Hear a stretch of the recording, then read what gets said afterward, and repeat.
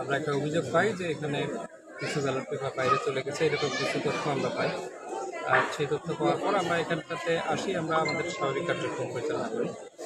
এর মাঝখানে আমরা জানতে পারি যে একজন লোক বেশ কিছু ব্যালট পেপার নিয়ে আসছে।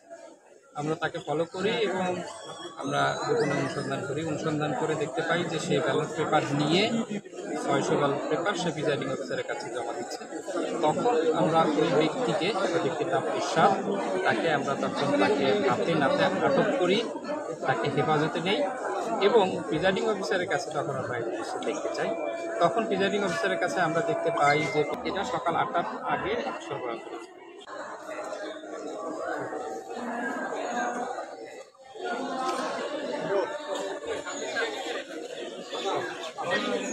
প্রিজাইডিং অফিসারের কাছে 900 মুড়ি পাই, আর 9টা বান্ডিলের মুড়ি আমরা ওখানে পাই।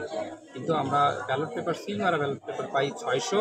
আমরা দেখি যে মুড়িগুলো আছে সেই মুড়িগুলোর পিছনটাতে সিল মারা এবং প্রত্যেকটাতে সাইন করা আছে।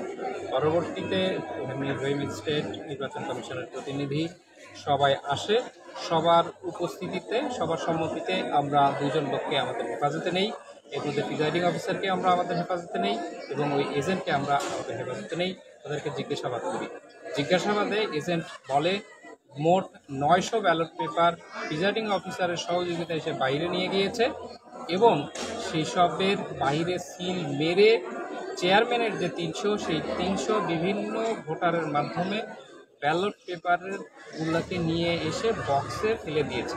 আর বাকি যে 600 সেই 600 নিয়ে প্রিজাইডিং অফিসারের কাছে দিতে এসেছে। তারপর সে আমাদের কাছে এই ঘটনাটা স্বীকার করে।